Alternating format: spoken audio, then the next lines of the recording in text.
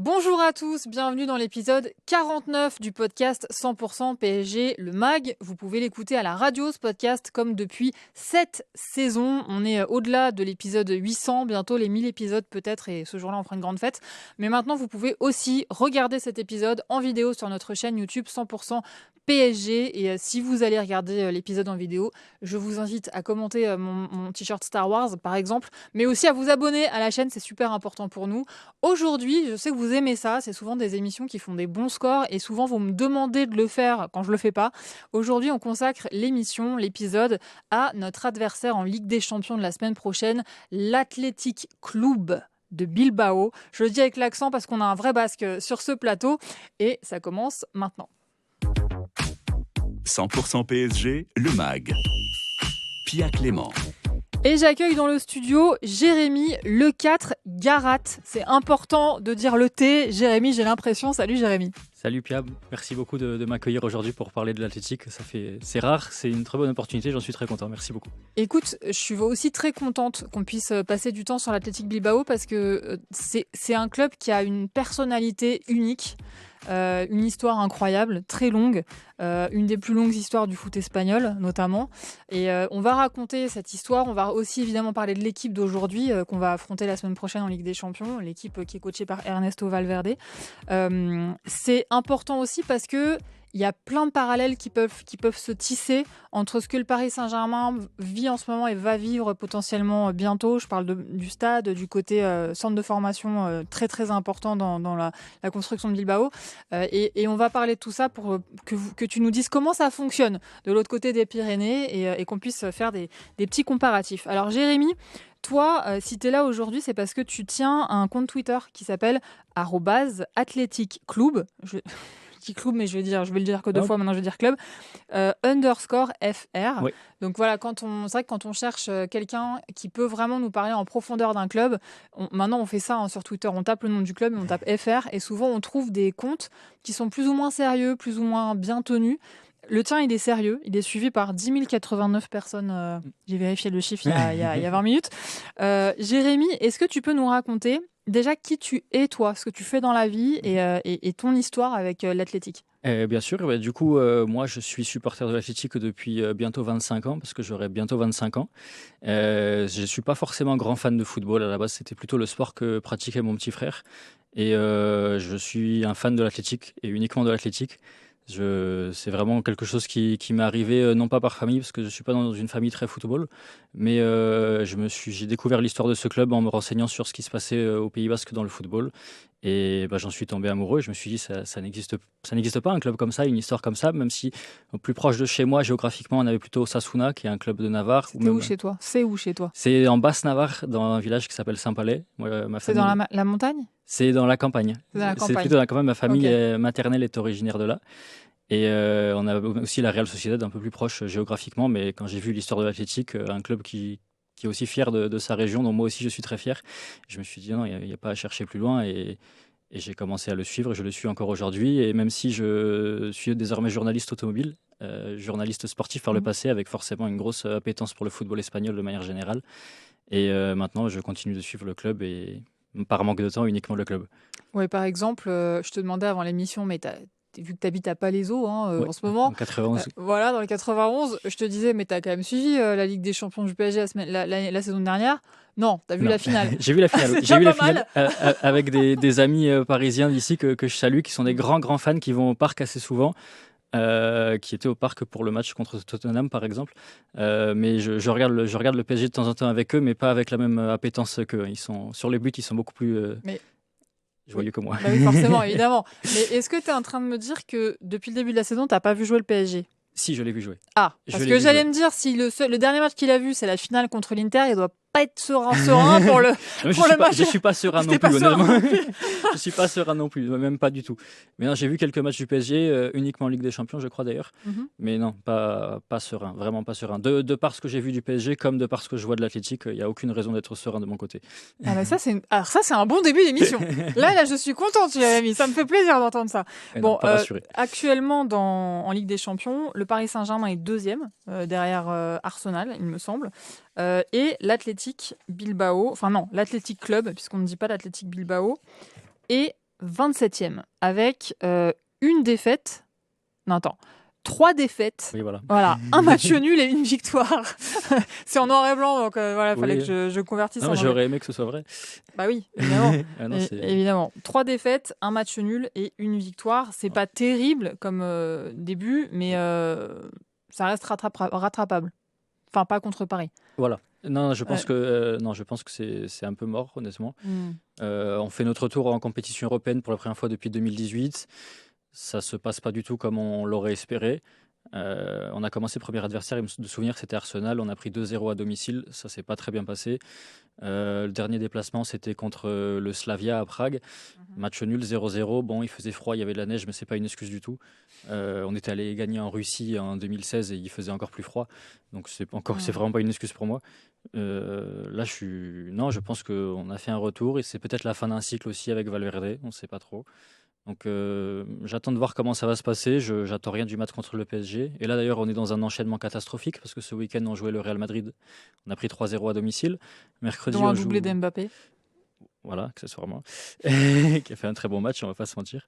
Et mercredi, on joue contre le PSG. Et ce week-end-là, contre l'Atlético de Madrid. Demain. Là, Oui, au demain. moment où Oui, on demain, enregistre, c'est 21h. demain. Ouais. Voilà, demain 21h contre l'Atlético de Madrid. Toujours à San Mamés. Les 3 matchs à San Mamés, sur le papier, c'est un avantage. Au final, pour le moment, ça n'a pas l'air d'en être forcément un. Ah, c'est des gros morceaux, quoi. C'est des 3 gros morceaux d'un coup sec, avec quelques joueurs blessés.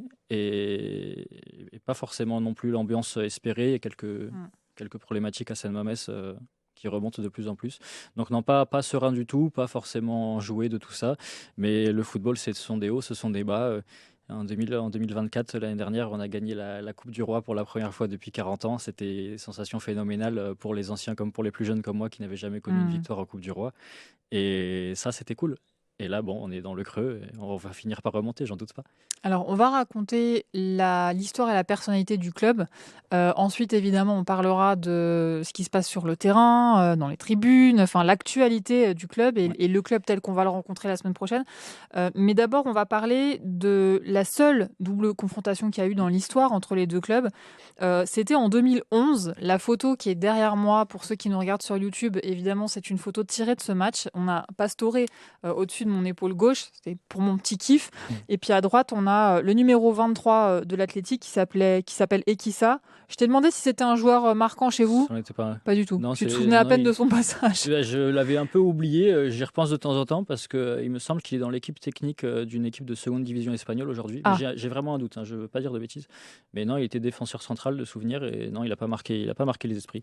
Ce match-là, en tout cas, là, c'est une photo qui est prise au Parc des Princes. On avait gagné 4-2, mais on avait perdu au match retour chez vous 2-0. C'était en Ligue Europa à l'époque. Et il y a une chose qui est importante à préciser, c'est que ça s'était très mal passé entre les supporters, entre certains supporters en tout cas. Oui. En 2011, là-bas, à Bilbao.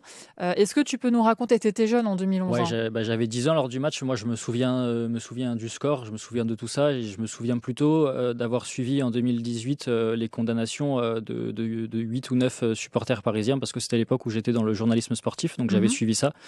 Et j'en avais parlé avec des supporters sur place à Bilbao, ou en tout cas qui s'en souvenaient bien, qui m'avaient dit oui, de toute façon, il y a 2 équipes françaises quand elles viennent chez nous, c'est la catastrophe, c'est l'OM et le PSG. En plus des équipes d'Europe de l'Est, il ne faut pas mettre que les Français dans ce panier-là.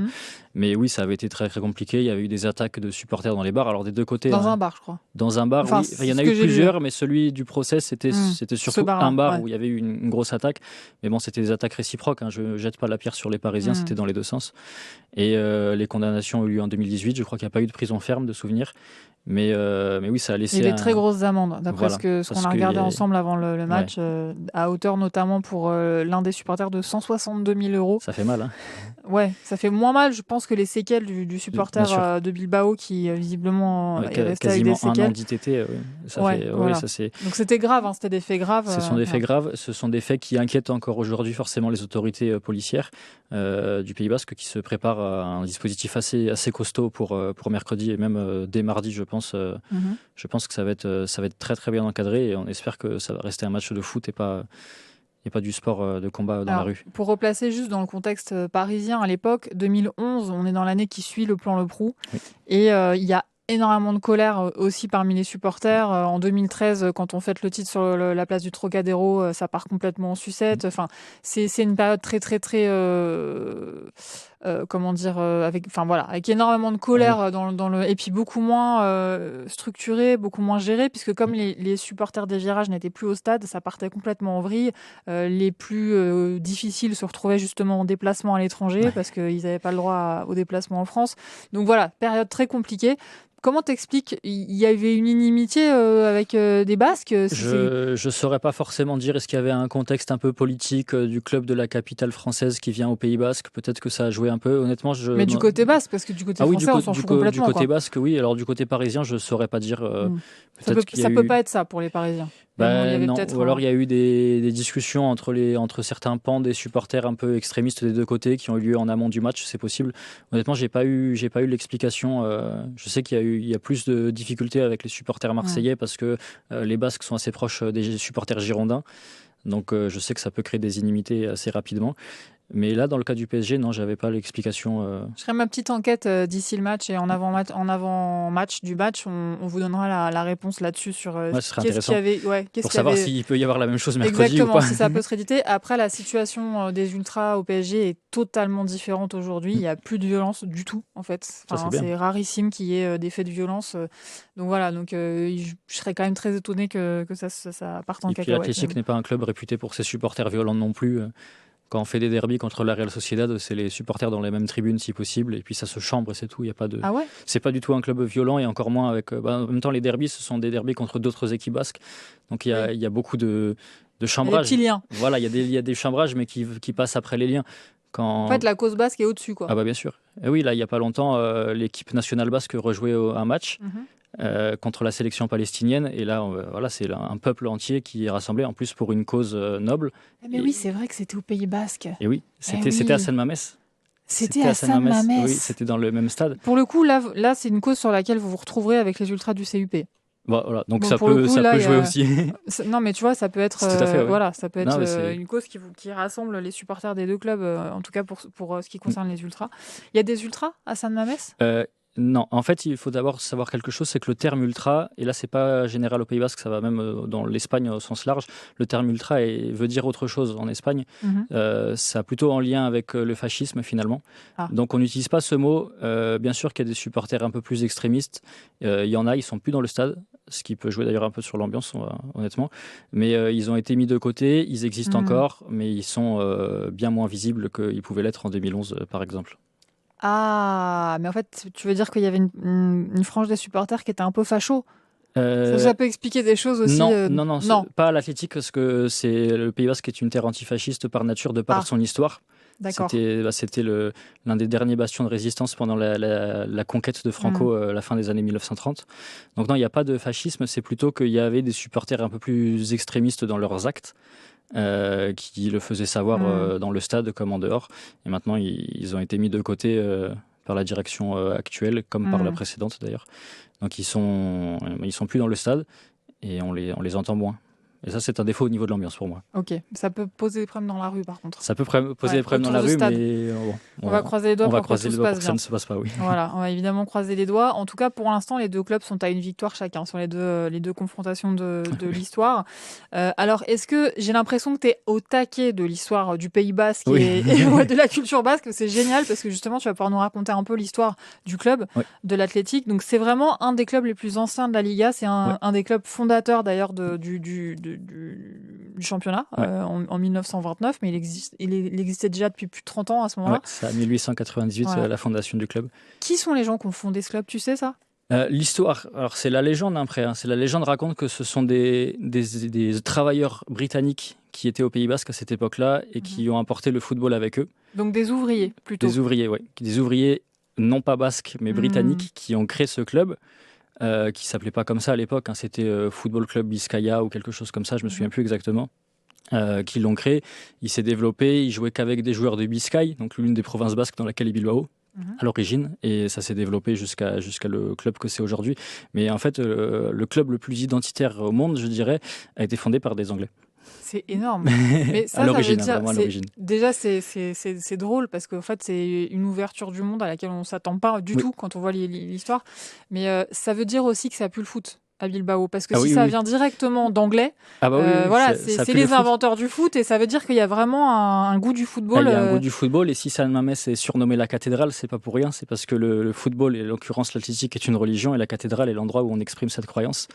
Donc c'est quelque chose qui est très très ancré, en plus dans une terre catholique par nature, mais la cathédrale c'est San Mamés avant tout. C'est un lieu très important de la vie de la cité. Tout à fait, c'est un lieu super important et les Basques ont apporté aussi une partie du football à Madrid, parce qu'on ne le sait pas forcément, mais l'Atlético de Madrid à la base s'appelait l'Athletic Club de Madrid parce qu'il avait été fondé par des étudiants basques supporters de l'Athletic qui s'étaient exilés à Madrid. C'était une succursale, quoi. C'était un peu ça. D'où les couleurs qui sont identiques et d'où l'appellation qui a été passée à Atlético pour Bilbao comme pour l'Atlético de Madrid pendant la dictature fasciste, parce qu'on devait retirer tous les noms qui n'étaient pas hispanophones. Donc l'Atlético est devenu Atlético. C'était pas possible. Voilà. Donc en fait, pourquoi les supporters basques ne supportent pas qu'on dise Atlético Bilbao par inadvertance ou quoi? Parce que ça ramène à l'époque du fascisme où le club avait été forcé de s'appeler comme ça. Et à l'inverse, l'Atlético de Madrid, qui n'était plus Athletic de Madrid, est resté avec cette appellation. Mais l'Athletic, dès qu'il a pu, a repris... fasciste, du coup. Indirectement, oui. Mais espagnol aussi. Mais espagnol, donc de leur côté, ça passait très bien. D'une autre, dès qu'on a pu, ils ont repris l'appellation Athletic très très rapidement. Alors j'ai lu que les couleurs rouge et blanche étaient, donc qui sont aussi du coup celles de l'Atlético Madrid. Ouais. J'ai du mal à articuler, il est trop tôt. Et c'est inspiré des couleurs de Southampton. À nouveau, football anglais, quoi. Parce qu'en fait, à l'origine, les couleurs de l'Athletic étaient bleues et blanches. Et alors là, pareil, c'est ce que raconte la légende. Je ne suis pas allé vérifier. Pire couleur. Je rigole. C'est celle de la Real Sociedad maintenant. Donc oui, pour moi. Celle de Marseille aussi, accessoirement. Voilà, on se comprend. C'est pas des couleurs qu'on apprécie nous deux. Mais ils étaient allés en Angleterre chercher du tissu. C'est ce que raconte la légende. Ils voulaient du coup du tissu bleu et blanc pour faire les nouveaux maillots. Il y en avait pas. Ils ont ramené du rouge et blanc. Et depuis, c'est resté. Ça, c'est ce que raconte la légende. Et le tissu, forcément, ils allaient le chercher en Angleterre. Et donc, oui, on le partage avec Southampton, qui a les mêmes couleurs que nous. C'est marrant parce que ça me rappelle les histoires que m'a raconté Giscard, qui est un supporter illustre, on va dire, de la Tribune Boulogne, et qui m'avait raconté comment, dans les années 70, sur ses vacances de Noël, il allait à Londres voir des matchs dans le championnat de Première Ligue, et comment il s'était inspiré des drapeaux là-bas pour en confectionner à Paris, et aller acheter du tissu à Montmartre, tu vois, avec des manches à balai, et en fait, avec des copines, ils faisaient de la couture, et ils ont fait les premiers drapeaux comme ça. C'est comme ça que c'est ça le début, quoi, des grandes histoires de supporterisme et tout. Voilà, il y a des gens qui cousent, il y a des gens qui découpent, qui peignent. Non, mais c'est vrai. Non, il y a plein de belles histoires comme ça. Il y a des histoires croisées. Quand on pense à l'Atlético de Madrid, c'est une histoire croisée. Ouais. Et il y en a plein des comme ça. Un peu comme, qui est pour le coup embryonnaire maintenant en Ligue 1, mais comme notre histoire avec le PFC, où en fait il y a un passé commun, même s'il n'a pas duré longtemps, et où il y a eu une séparation. Et voilà. Et maintenant, on est adversaire pour un derby, dont on espère tous qu'il va être chaud, mais sans violence, évidemment. Il a lieu bientôt, je crois, en plus. Ouais, c'est en janvier. Genre le 4 janvier ou 5 janvier, un truc comme ça. Je vais essayer de le regarder. Tu peux y aller même. T'habites à Palaiseau. Oui, c'est vrai. Ouais. Attends. Enfin, je sais pas. On verra. Pas se forcer. Il n'y aura pas beaucoup de Basques, à mon avis. Oui, je pense, oui. Bon, en tout cas, évidemment, Jérémy, la caractéristique principale de l'Athletic, c'est le fait que la majorité des joueurs soient basques. En tout cas, ils ont tous un lien avec le Pays Basque, sans exception. Il n'y a aucune exception. Aucune exception. En fait, jusque dans les années 70, il fallait obligatoirement avoir été né au Pays Basque. Aujourd'hui, dans la politique qui est écrite noir sur blanc dans le club, c'est pas quelque chose de tacite comme ça a pu l'être à la Real Sociedad à l'époque où ils faisaient la même chose, mais c'était tacite. Nous, c'est vraiment écrit dans la constitution du club. Il faut désormais être né ou formé au Pays Basque. C'est pour ça qu'on a certains joueurs qui ne sont pas nés au Pays Basque. On peut prendre Robert Navarro qui est dans l'effectif actuellement.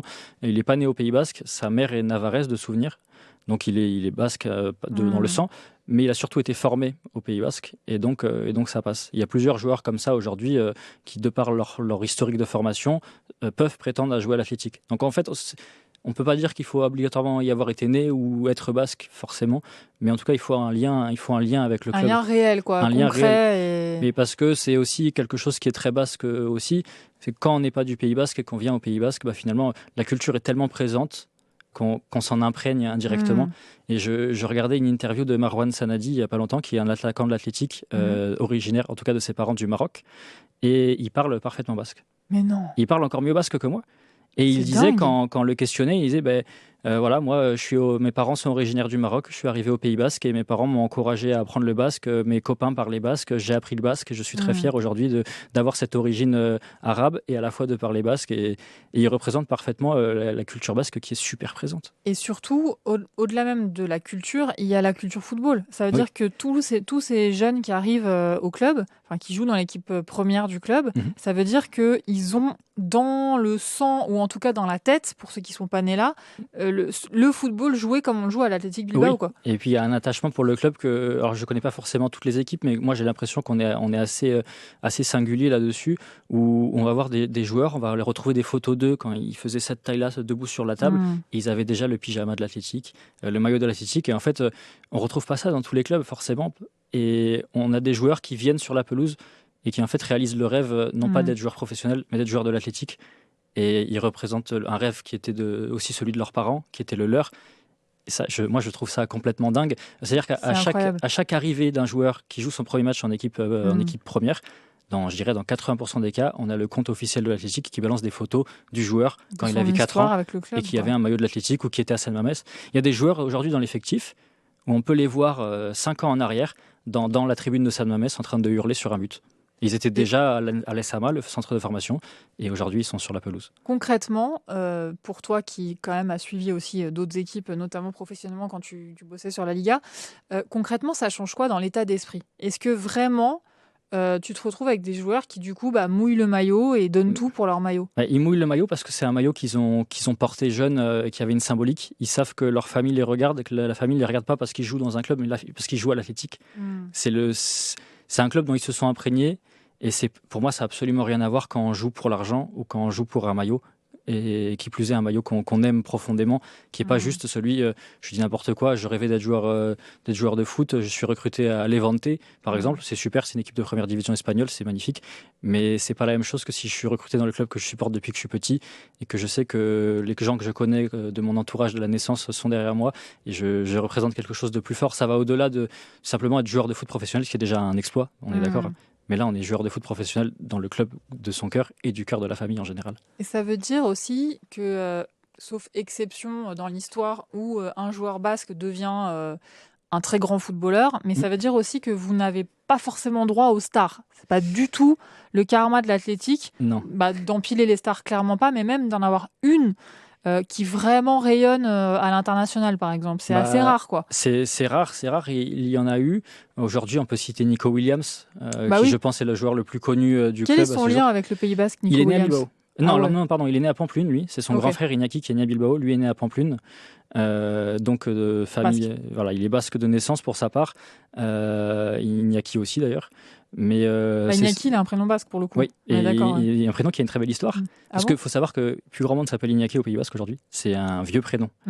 Et Iñaki, pour la petite anecdote, quand ses parents sont arrivés en Espagne, et plus particulièrement au Pays Basque, c'est un prêtre catholique qui les a reçus, qui les a accueillis, qui les a aidés à se loger, à continuer de vivre ici. Et il s'appelait du coup le Padre Iñaki. Et donc les parents ont nommé leur premier enfant Iñaki en hommage à ce prêtre qui les a aidés, qui les a soutenus lorsqu'ils sont arrivés directement d'Afrique. Donc ils lui ont rendu hommage. C'est une histoire super forte. C'est une histoire très très très forte qu'ils n'hésitent pas à rappeler aujourd'hui. Et qui explique pourquoi Iñaki a sur le papier un prénom qui, pour les Basques, est un vieux prénom. C'est comme s'il avait été accueilli par le père Robert et qu'il s'appelait Robert. C'est littéralement ce qui s'est passé. C'est vraiment exactement ça. Donc, et c'est pour pas ça de bol. Voilà. Et donc Nico Williams, qui s'appelle Nicolas de son prénom complet, n'a pas un prénom basque du tout, parce que ils n'allaient pas l'appeler Iñaki bis, quoi. Oui, puis ça faisait un peu forcé, quoi, peut-être de mettre à tout prix un prénom basque. Voilà, donc ils ont mis un autre prénom et Nico a baigné dans cet héritage. Et Iñaki, il y a quelques années, avait été sondé par des très très grands clubs en Espagne comme ailleurs, et pareil, il est resté. Et la légende raconte que si Nico est resté la saison dernière, c'était parce que sa mère avait dit « Je veux voir mes 2 enfants porter le maillot de l'Athletic en Ligue Europa ». En même temps en Ligue Europa. Donc il était resté la saison dernière. Cet été, il avait été annoncé au Barça. Bon, chacun a sa théorie, chacun pense être dans les petits papiers du Barça comme de l'Athletic et c'est pourquoi il n'y est pas allé. Bon, le fait est qu'il est resté et qu'aujourd'hui, il dispute plus ou moins la Ligue des Champions avec son grand frère parce que Iñaki est blessé. Oui, mais en tout cas, ils sont dans le groupe. Ils sont dans la même équipe. Enfin, dans le groupe, dans le même effectif. Voilà, ils sont dans le même effectif, ils portent le même maillot sur le papier. Et Nico passe le message quand on embrasse l'écusson de l'Athletic après un but, c'est pas quelque chose d'anodin. Alors que tu vois, nous, et les supporters sont pas dupes. Hein. Nous, on a des joueurs parfois qui arrivent et au bout de 3 matchs, ils embrassent l'écusson. Ouais. Où ils font, tu vois, ils le montrent. Et les supporters savent très bien que c'est sans queue ni tête. Peut-être un peu moins ces dernières années, parce que ces dernières années, le PSG peut avoir fait rêver des jeunes qui arrivent et qui l'ont connu dans sa toute puissance et tout, mais c'est vrai que les joueurs qui arrivaient avant et qui faisaient ça, on se disait ok, t'emballes pas Coco, il va falloir nous montrer 2-3 trucs avant quand même. Ouais, alors que nous, quand ils le font, généralement quand ils le font, c'est parce qu'ils en rêvaient quoi. C'était vraiment leur objectif quand ils sont nés, quand ils tapaient leur premier ballon, quand ils sont arrivés au centre de formation de l'Athletic, parfois ils avaient 9 ans, 14 ans, 12 ans. Et on continue sur cette traversée. Il y a des joueurs de l'effectif actuel qui sont des amis d'enfance, qui étaient dans le même collège, qui ont joué ensemble. Mais tu sais que c'est pareil au PSG aujourd'hui. Parce que Seny Mayoulou et Warren, par exemple, ils étaient dans la même chambre à 12 ans au centre de formation. Voilà. Tu vois, donc c'est là où c'est super intéressant de te recevoir aujourd'hui et de parler de l'Athletic, parce que tu vois, au mois de décembre dernier, Luis Campos et Luis Enrique ont convoqué au campus tous les coachs de toutes les équipes de jeunes du Paris Saint-Germain. Et ils ont fait une réunion de 2 heures qu'ils ont appelée One Team. Et en gros, l'idée, c'était que Luis Enrique explique les préceptes un peu de travail et de jeu qu'ils mettaient en place aux coachs des équipes de jeunes, pour que quand les jeunes arrivent en équipe première, ils soient déjà prêts, ils aient déjà compris ce qu'on attendait d'eux et qu'ils aient une période d'adaptation plus courte. Bien intelligent. Ouais. Je suppose, après c'est un peu la méthode Barça, je pense, hein, voilà, mais il y a de ça aussi, je suppose, à l'Athletic, puisque forcément les jeunes qui sont dans le bain de l'Athletic depuis toujours, et qui ont cet amour pour le club, ils doivent avoir une façon de voir le foot un peu semblable. Oui, tout à fait. Et puis ils sont surtout prêts à monter une équipe au-dessus à tout moment. Que ce soit pour monter d'un coup avec la réserve, quand un joueur de la réserve unifié, justement est appelé, le style est unifié. Je dirais pas qu'il est forcément unifié, mais je dirais qu'ils sont tous dans la même philosophie. Et avant d'être une philosophie de jeu, c'est une philosophie mentale. Il y a un gros apprentissage. Alors j'ai jamais pu aller sur place pour vérifier, mais quand j'écoute certaines interviews, je comprends qu'en fait ils ont été poussés à avoir un certain état d'esprit aussi, qui doit sûrement être celui de leur dire vous défendez plus qu'un maillot, vous défendez un peuple indirectement. Et il faut en être fier, il faut le défendre. Et en fait, qui est une philosophie un peu basique de leur dire quand vous êtes sur le terrain, il faut tout donner. Et si les joueurs s'appellent les Léonesses, les Lions, c'est aussi l'état d'esprit qu'on veut leur donner. Il faut qu'ils se battent comme des lions une fois qu'ils sont sur la pelouse. Est-ce que c'est parce que c'est pas possible de se battre comme un lion à tous les matchs, en vrai. Surtout avec le rythme actuel, où il y a énormément de matchs. Là, ils jouent la Ligue Europa, la Champions League, pardon, la Ligue Europa, c'était la dernière fois. Comment vivent les joueurs et les supporters les matchs où ils sont en dessous au niveau du tempérament, on va dire? Très mal. Et voilà. Très mal. Oui. Et en ce moment, là, depuis 2-3 mois, c'est un peu ce qu'on ressent. Est-ce que c'est le plan de jeu d'Ernesto Valverde, qui est le coach qui a le plus dirigé de matchs avec l'Athletic? C'est sa 3e fois qu'il revient sur le banc. Il était joueur par le passé aussi, d'ailleurs. C'est un peu le Luis Fernandez de l'Athletic. C'est-à-dire que Luis Fernandez, chez nous, il a été un joueur marquant. Mais oui, c'est vrai, je suis bête. C'est un des seuls joueurs qu'on partage. Mais je suis bête. Mais pas joueur coach. Il a été coach chez nous. Alors, attends. Parce que Luis Fernandez au PSG, parce que là, je ne sais pas si tu le sais, mais il a fait un peu comme Ernesto Valverde, c'est-à-dire joueur qui, pour le coup, a été marquant. Et ensuite, il est devenu entraîneur, il a gagné une Coupe d'Europe, et ensuite, il est parti et il est revenu en tant qu'entraîneur. Ernesto Valverde, il en est à son 3e passage en tant qu'entraîneur en ce moment. Oui, tout à fait. Et lui aussi, il a quasiment gagné en Europe. Il est allé jusqu'en finale. Ah oui, et puis j'avais discuté avec Luis Fernandez à l'époque, ça date d'il y a 2 ans, on en avait parlé, et c'était impressionnant de voir à quel point il avait été marqué par l'Athletic. Quand il en parlait encore aujourd'hui, donc il y a 2 ans, il disait qu'il était encore en contact avec certains joueurs de l'époque, certains coachs, et il était marqué. Il était surtout très heureux de voir qu'au Pays Basque, il n'avait pas été oublié, et qu'on le reconnaissait, on l'accueillait les bras ouverts sur place. Et je ne veux pas parler à sa place, mais je pense que c'est un des clubs qui l'a le plus marqué, sans compter le PSG forcément. Oui, mais un club étranger, c'est évident. Mais parce que cette mentalité dont tu nous parles depuis tout à l'heure, lui, il l'a naturellement en fait. Ouais. Ça correspond à ce que lui il donnait sur le terrain, le fait de jamais rien lâcher, de se battre pour son maillot, etc. Bon voilà, c'est Luis Fernandez quoi. Voilà. Ah, c'est... Et donc, du coup, tu nous parlais du fait que les jeunes et l'équipe première étaient censés être dans une espèce de moule mental de combativité. On reviendra sur le fait qu'en ce moment, c'est pas trop le cas et on détaillera ça tout à l'heure. Mais sur le plan tactique et sur le plan du jeu, ça donne quoi en fait, normalement? Dans l'idéal, Ouais. Et dans l'idéal, c'est un jeu très agressif, physique, avec une défense très solide, mais surtout des joueurs qui vont tous attaquer, notamment sur les ailes. Bon, parce qu'on a des profils un peu plus rapides maintenant, donc ça joue beaucoup. Ouais. Mais c'est censé être une combativité qui consiste à récupérer le ballon le plus vite possible et aller de l'avant. Donc pressing, beaucoup de pressing. C'est censé, sur le papier, c'est censé être beaucoup de pressing. Ça fonctionnait très bien l'année dernière, ça fonctionne beaucoup moins bien là. Mais il y a des profils de joueurs qui sont assez techniques. Je pense à Oyan Sunset par exemple. C'est quoi son poste? Il est numéro 10. Ok. Donc il est voilà, il est un peu dans l'héritage d'Iker Muniain à l'époque, qui est un peu une légende chez nous. Ouais. Et il est dans cet héritage-là très technique, très agressif, de combativité aussi. Ouais. Et en fait, on peut perdre un match par 3 buts, comme ça a eu lieu le week-end dernier contre le Real Madrid, mais il faut le faire la tête haute. Et ça n'a pas été le cas ce week-end, même si Unai Simon, le gardien, était au top, quasiment au top. Il a pris 3 buts, mais sinon tout le reste du temps, il a vraiment été au top. Et en attaque, on ne voit plus ça. On n'a plus du tout cette combativité. Il y a quelques actions individuelles, des fois, qui arrivent, mais ça n'a plus rien à voir avec l'année dernière, où on pouvait avoir des occasions qui venaient de partout. Donc, si tu devais résumer ce qui ne fonctionne pas dans l'équipe cette saison, c'est l'attaque. Ouais. Ok. Ouais, la défense est perfectible évidemment, et je pense qu'elle est un peu acculée parce que quand l'attaque ne fonctionne pas, c'est la défense qui reçoit tous les revers. Mais il y a des très bons défenseurs solides, un gardien excellent, top niveau. Unai Simon, c'est vraiment un gardien international. Ouais. Pas pour rien que c'est le gardien titulaire avec l'équipe d'Espagne. Mais en attaque, malgré les bons profils, ça va pas au fond, quoi. Ça manque cruellement d'offensivité, de réalisme, de réussite aussi. Mais l'année dernière, c'était tout l'opposé. Alors, est-ce que tu peux nous faire la liste des joueurs par poste qui sont censés être les meilleurs à leur poste? Le 11 idéal en ce moment. Le 11 idéal. Sachant qu'il y a quand même pas mal de blessés. En composant avec les blessés. Ouais, faut que tu composes avec les blessés. Il y a beaucoup de blessés. J'ai toujours peur de mal prononcer, mais par exemple, Iñaki, tu nous as dit tout à l'heure, le frère de Nico Williams, il est blessé.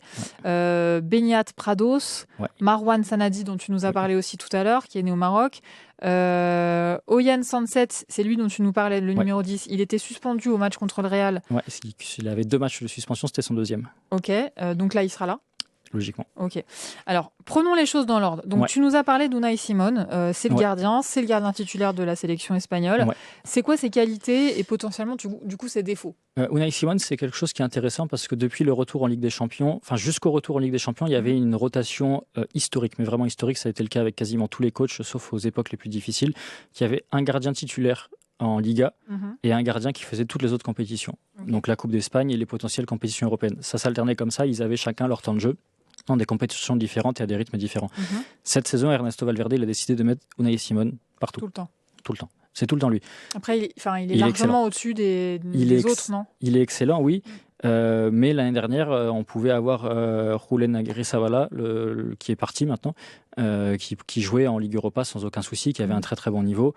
Alex Padilla, qui est un gardien basco-mexicain d'ailleurs, qui jouait début de la saison dernière, qui est revenu d'un prêt au Mexique pour prendre le poste de gardien remplaçant et qu'on n'a pas vu sur un terrain depuis, qui a un très bon niveau aussi, même si il n'a pas la réactivité d'Unai Simon, qui peut faire des bourdes catastrophiques, qu'on a vu cette année. Unai Simon ? Ouais, soit il est à un niveau phénoménal et vraiment tout le temps au taquet, soit il laisse passer un ballon entre ses mains, on ne sait pas trop pourquoi. C'est sûrement mental, il y a des jours comme ça, j'imagine, des jours avec et des jours sans. Lui, c'est un peu la valeur sûre, et même contre le Real Madrid, tout le monde n'est pas d'accord avec moi, j'ai vu un peu en discutant sur les réseaux sociaux. Moi, je l'ai trouvé très très bon, même s'il a encaissé 3 buts. Les autres disaient non, c'est pas assez. J'ai envie de dire, mais quand la défense se fait ridiculiser par le moindre crochet de Mbappé et Vinicius, il est tout seul après. Et il a fait des super parades. Face à Mbappé et Vinicius, c'est compliqué. Voilà, quand c'est ça. Tout seul face à eux. Exactement. Donc je pense qu'avec un autre gardien, on en prenait 5 des buts. Donc c'est toujours, c'est vraiment la valeur sûre. Donc ça, c'est un atout. Peut-être même l'atout numéro 1 de l'Athletic pour le match contre le PSG. C'est sur lui que je vais compter le plus, je pense, plus que sur les attaquants. Ok.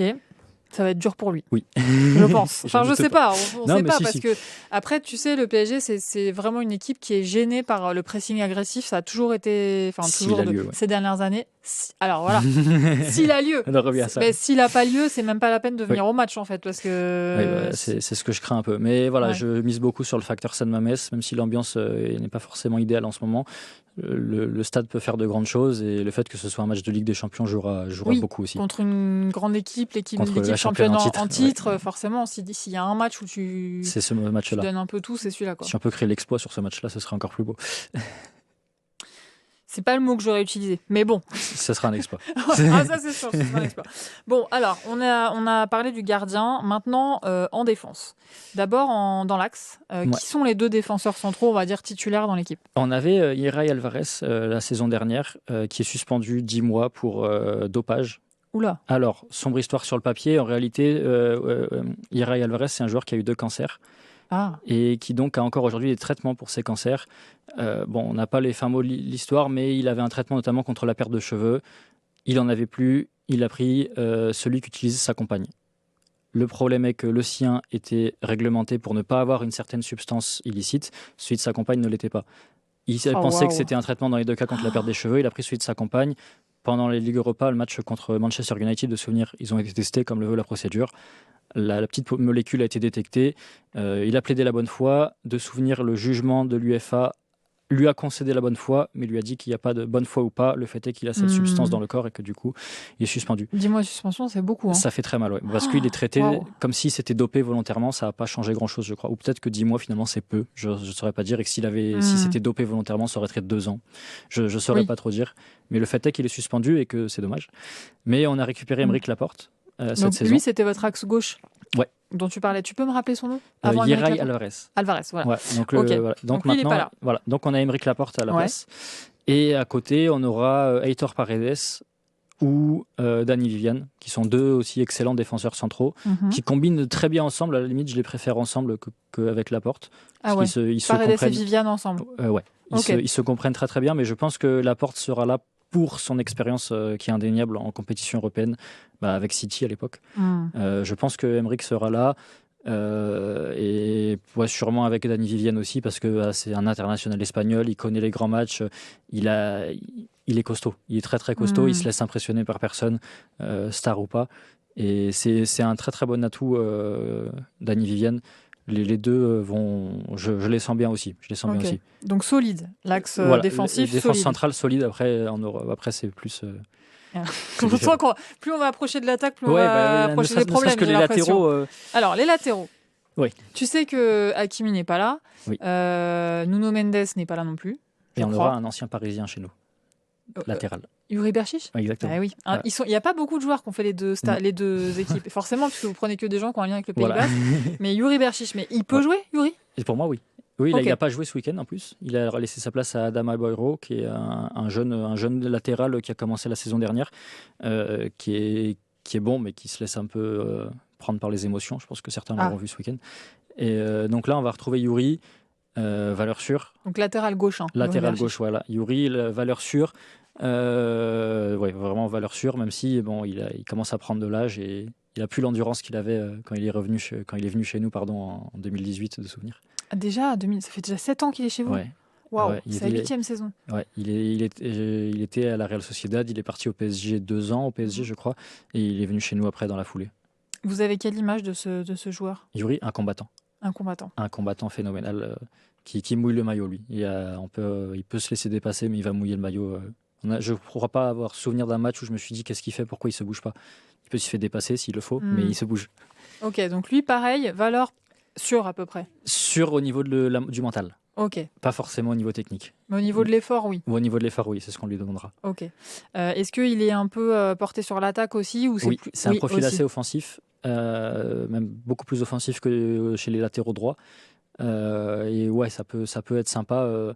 On l'a déjà vu à certains matchs d'un coup passer plutôt vers le poste d'ailier. D'accord. Ça peut, en fonction de la technique, Valverde fait plus trop ce genre de choses, mais en début de saison, en tout cas, ça lui arrive encore. Et alors, intéressant, tu dis que du coup, le côté gauche, le latéral gauche est plus offensif que le latéral droit. C'est-à-dire que le latéral droit, du coup, lui, ne va pas trop monter. Il peut, mais je ne sais pas du tout si on aura, quel joueur on aura latéral droit. On a plusieurs possibilités. On peut avoir Inigo Lekoué, qui est un historique chez nous. Lekoué qui a joué contre le Real, qui était titulaire. Ouais. Ou alors Goro Sabel, qui est venu récemment, qui est plutôt intéressant aussi. Ou alors Ressus Areso, qui est un ancien de notre centre de formation, qui est revenu cet été, qui était un excellent latéral droit, que je trouve limite moins bon que Goro Sabel cette saison. Mais oui, c'est pas le poste. Bon, alors après, je suis pas. Moi, j'avais un joueur préféré à l'Athletic, cette époque-là, l'époque de la photo, qui s'appelait Andoni Iraola, qui aujourd'hui est le coach de Bournemouth en Première Ligue, qui fait des exploits avec ce club. C'était mon joueur préféré. C'est rare d'avoir un latéral droit, je crois, pour joueur préféré. Moi, c'était vraiment mon favori. Et, au PSG, il y en a quelques-uns pour qui Hakimi, c'est... Ouais, voilà. Et ils vont me comprendre. Moi, j'étais fan de ce joueur, et ce joueur avait beaucoup d'offensivité. Et depuis qu'on ne l'a plus, j'ai retrouvé... il y avait Oscar De Marcos qui était là aussi, je ne peux pas l'oublier. C'était un très grand joueur de chez nous qui a pris sa retraite cet été. Mais voilà, j'ai personne qui me comble à ce poste. Ok, donc ça c'est pour le coup un poste qui est moins solide et si tu prends la défense, on va dire ok, il n'y a pas de valeur sûre sur le poste de latéral droit, donc ça c'est déjà, on va dire, un premier point plutôt faible, enfin plus faible que le reste sur la défense, et par rapport au gardien c'est moins bon. Oui, on va dire. Ça oui. Ok, devant la défense, moi je regarde là la compo qui est sortie sur les réseaux sociaux pour le match contre le Real, c'est un 4-1-4-1. Ça correspond à ce que toi, tu as vu sur le terrain ou pas du tout ? C'est plutôt 4-2-3-1, moi je dirais. 4-2-3-1, ok. Alors, dans les deux qui sont devant la défense, il y a qui ? On peut avoir plein de monde. Moi, un joueur que j'adore et qui représente cet état d'esprit typique de chez nous, du joueur qui sort du centre de formation, qui a toujours rêvé de porter ce maillot et qui, en interview, à chaque fois dit, avec tout le respect que j'ai pour le Barça, s'il m'appelle, je préfère rester à l'Athletic. Ah ouais. Alors, les supporters barcelonais répondent, mais personne ne t'a appelé. Pas. Voilà, c'est ça. Sur le papier, c'est vrai pour le moment. Mais peut-être qu'un jour, ils vont l'appeler. Il a un niveau qui grossit tellement qu'il s'appelle Jorge Guissar. Ouais. Et lui, c'est là, pareil, on est sur un exemple de combativité, de mentalité exactement comme on l'aime et de performances techniques qui vont avec. À lui tout seul, il ne fera pas forcément la différence, mais il peut créer de très très bonnes opportunités, en tout cas d'occasions très intéressantes. Donc lui, il devrait être titulaire, je pense. Malgré son jeune âge, il montre tout ce qu'on lui demande. Et avec qui pourrait t'accompagner. Juste, parce que je regarde en même temps le truc, c'est son nom de famille, Jorge Guissar, en entier. C'est son nom de famille. C'est quoi son prénom ? Mickaël. Mickaël, ok. Mickaël Jorge Guissar, voilà. C'est le numéro 18. Et effectivement, il était titulaire aussi contre le Real la semaine dernière. Et cœur sur lui. J'adore. Cœur sur lui. J'adore. Donc lui, plutôt offensif, c'est pas un numéro 6, d'après ce que tu nous dis là. Il est numéro 6 sur le papier, mais avec un profil beaucoup plus offensif qu'un autre numéro 6, comme peut l'être Mikel Vesga, qui est un joueur qui ne fait pas l'unanimité. Il a été capable c'est un très bon tireur de penalty. Il faut lui concéder ça. C'est aussi étonnant que ça puisse paraître. Lui, en général, Valverde le met à la fin d'un match pour sécuriser le score. Sur le même poste, mais avec un profil de jeu tellement différent que lui, il vient en général pour sécuriser un score. On va se replier un peu, jouer plus défensif, et on met Vesga à ce poste. Alors que Jorge Guissar, il va plutôt aller vers l'avant, lui. Ok, donc en fait, en gros, on prend plus de risques pendant le match et apparemment, à partir du moment où on veut sécuriser quelque chose, on va un plutôt match faire rentrer Vesga. Ok, d'accord. C'est la stratégie de Valverde, en tout cas. C'est intéressant. Ok. Là, tu les as fait jouer au même poste, on va dire. C'est qui le deuxième milieu, du coup, à côté ? Si tu mets Jorge Guissar... Ouais. Il y en a un que j'aime beaucoup mais qui est blessé, c'est Beñat Prados. Alors lui, du coup, on ne l'aura pas, c'est très dommage parce que c'est aussi un profil de jeu offensif un peu à la Jorge Guissar que j'aime beaucoup. Prados, son nom. Je le dis moins vite pour que les gens puissent... parce qu'avec tous ces noms basques là, c'est pas facile. Beñat Prados. Un autre nom, alors là, les commentateurs sur toutes les chaînes que ce soit, ils ont beaucoup de mal avec ce nom, c'est Ruiz de Galarreta. Et alors, j'ai entendu des choses diverses et variées. Des fois, je me dis, mais il suffirait de le lire plus doucement et vous allez y arriver. Alors, c'est son nom de famille en entier. Ruiz de Galarreta. Ruiz, Inigo. En trois mots. Ruiz. Inigo, prénom. Ouais. Ruiz, premier. D. Et Galarreta. Galarreta. Ça va, ça passe. Eh ben, ils ont beaucoup de mal en France. C'est très étonnant. C'est long, déjà. Voilà, c'est ça. Donc, ils doivent le lire d'un coup et les lettres s'entremêlent, on va dire. Ouais. Galarreta, on a envie de dire. Galarreta, non. Voilà, Ruiz de Galarreta. Voilà, est passé par la Masia à un moment, et ensuite par Mallorca, où il a fait de super choses, où on l'a récupéré. Mais il était chez nous à la base, au centre de formation de chez nous. Comment il s'appelle votre centre de formation, ce que tu Lezama. Là Lezama. Lezama, avec un L apostrophe. Non, c'est Lezama. Lezama. En fait, c'est le nom d'une ville. C'est le nom d'une petite ville en D'accord. Biscaye, donc la province de Bilbao. C'est une petite ville qui est juste connue pour avoir le centre de formation de l'athlétique, qui va être agrandi là bientôt d'ailleurs. Il va récupérer de nouveaux terrains, un centre d'hébergement, une nouvelle cantine. Enfin, il va être agrandi là bientôt. Il y a des filles aussi à ce centre de Oui, formation? tout à fait. L'équipe féminine de l'athlétique est très très costaud. Elle pratique la même philosophie que l'équipe masculine. Et elle est de plus en plus mise en avant. Non, c'est une belle équipe aussi. Cool. Comme les hommes. Et ils se croisent très très souvent dans le centre de formation avec les jeunes aussi. Donc ils se connaissent pour beaucoup. Non, quand on voit certaines vidéos, il y a même l'air d'avoir une complicité. Je pense que c'est le cas dans d'autres équipes. Au PSG, c'est le cas maintenant. Voilà, c'est ça. Ils sont au collège et au lycée ensemble, en fait, les filles et les garçons maintenant. Exactement. À l'intérieur du campus. Ils se croisent, ils se fréquentent et ils se connaissent bien. Il va y avoir des nouvelles générations de bébés footballeurs. Parce qu'il y a forcément des histoires d'amour. Il y en a aussi au PSG, des histoires d'amour entre les jeunes. Donc voilà. Bon, là, on est sur le milieu. Donc là, j'ai noté que tu gardes Vesga. Non, je le mets sur le banc, s'il vous plaît. Non. Bah non, tu m'as. Ah non, pardon. Excuse-moi. C'est Yuri Guissard. Ouais, Yuri Guissard. Oui. Yuri Guissard que tu mets en. Excuse-moi, j'ai pas lu le bon nom. Avec et Vesga, tu mets en fin de match. Je le mets pas. Enfin, Valverde le met en fin de match. Toi, tu le mets pas. Non, si le met en fin de match, c'est qu'on gagne, donc pourquoi pas en vrai. Ouais, ok, bon. Alors, on verra. Donc, Yuri Guissard et Ruiz de Galarreta, ça c'est ton duo au milieu de terrain. Ouais, je l'aime beaucoup. Ok, c'est ce que tu validerais. Ok, donc là, on a fait la défense, le milieu de terrain à 2. Maintenant, on a qui sur le 3-1 ? Ouais. Alors en 10, logiquement, si son état de santé le permet, je crois que ça devrait être le cas, on a Oyan Sanset. Oyan Sanset. Ouais, Oyan, c'est le Johan espagnol, et Sanset, c'est son nom de famille. Et voilà, on est sur le profil. Là, il est sur une saison très très très difficile, mais l'année dernière, pour moi, c'était notre meilleur joueur. Ah. Mais pourquoi c'est difficile cette saison ? Je ne saurais pas très dire. Il est pas en forme. Il a eu des blessures. Il n'est pas à fond dans ses matchs. Il est plus aussi percutant. On n'est pas sur. Mais ça va revenir. J'en doute pas. Il est jeune. Il est passé par une mauvaise phase et il va revenir en force. Peut-être mercredi soir. J'en profite puisque tu dis qu'il est jeune. Tu as évoqué plusieurs joueurs jeunes dans l'effectif. Ouais. J'ai regardé la moyenne d'âge toujours en me basant sur le match contre le Real parce que je me dis forcément que y a les mêmes joueurs dispo et que c'était un grand match. Donc voilà. 27 ans de moyenne d'âge, c'est beaucoup plus que le PSG pour le coup. C'est genre 4 ans de plus que l'âge moyen. Ouais. On est une des 2 équipes les plus jeunes d'Europe. Donc, oui, ça joue. Donc, mais parce qu'il y a des joueurs qui sont là depuis longtemps. On n'est pas prêt de vous lâcher la grappe en Europe. Eh oui, on est là pour longtemps. Tant mieux pour vous. Il faut profiter. Donc voilà, 27 ans, ça veut dire qu'il y a quand même beaucoup de joueurs qui étaient alignés la semaine dernière. Enfin, c'est pas la semaine dernière, c'est avant-hier le match. Qui sont quand même déjà un peu. Il y a des joueurs un peu plus âgés, ouais. Les plus jeunes dans ceux que tu m'as cités, c'est qui ?